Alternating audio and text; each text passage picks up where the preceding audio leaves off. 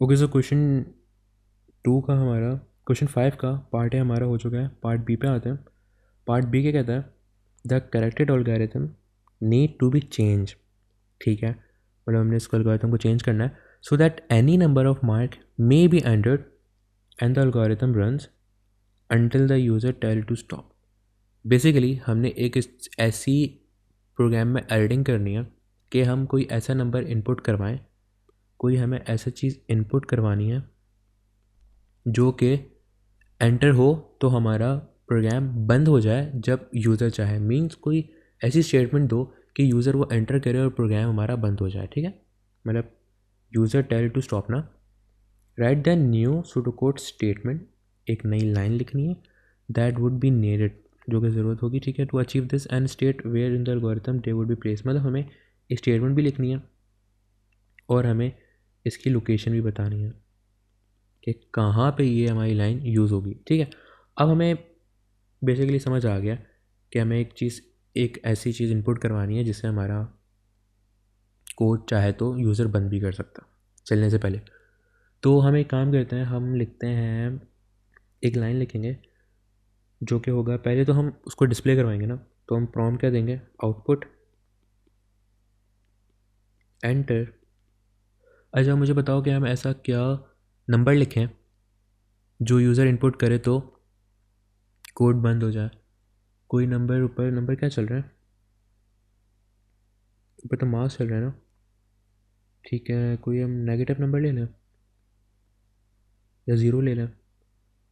Zero आ सकता है वैसे, लेकिन हम डबल ज़ीरो भी नहीं ले सकते। नेगेटिव नंबर ले लेते हैं। Input enter -1 to end the program. ये चॉइस है इसके पास, यूज़र के पास। हमने यूज़र को बता दिया प्रोग्राम बंद करना है तो ये एंटर कर दो। ठीक है, उसके बाद क्या होगा? हम एक कंडीशन देंगे। कंडीशन क्या होगी? If mark is not equal to -1। Okay, तो मैंने क्या करा? Output enter -1 to end the program. If mark is not equal to -1 तो मैं क्या करूँगा? मीन्स अगर वो नंबर जो यूज़र ने डाला है वो -1 नहीं है तो हमारा कोड चलता रहेगा, और -1 है तो रुक जाएगा। तो ये चलता रहेगा यहाँ पे, देन कोड हमारे ऊपर काम करता रहेगा। अब मुझे करना क्या है? यहाँ पे हमारा कोड, ठीक है, अब हमने ऊपर क्या लिखा था रिपीट अंटिल में, कि रिपीट होता रहेगा कोड अंटिल मार्क्स इज़ 500। अब हमें इस वैल्यू को चेंज करना है। क्यों? क्योंकि हमें अब कोड 500 मार्क्स का नहीं, हमें यूज़र से इनपुट लेके रुकवाना है। ठीक है, क्या मतलब है बताता हूँ भी दोबारा। तो हम ये कर सकते हैं कि हम लिखें अंटिल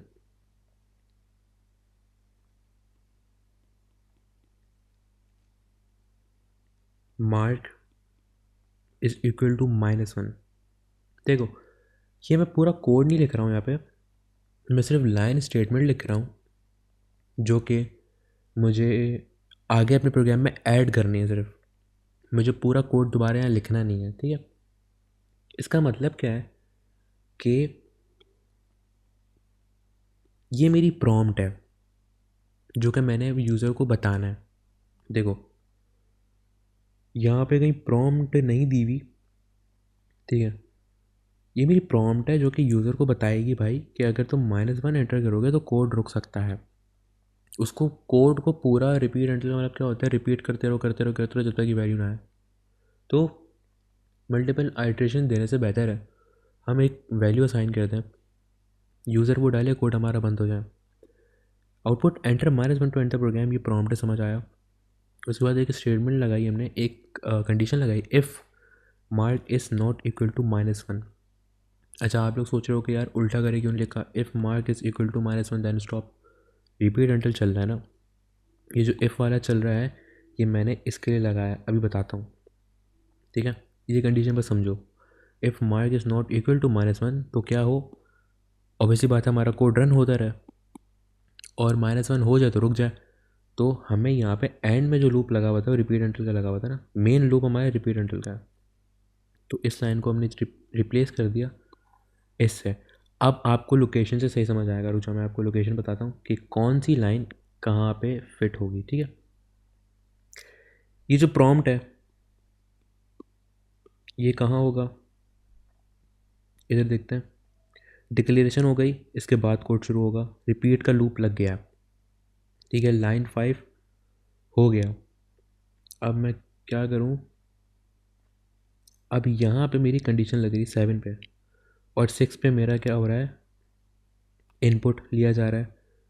तो मुझे इनपुट लेने से पहले प्रॉम्प्ट देना होगा ना।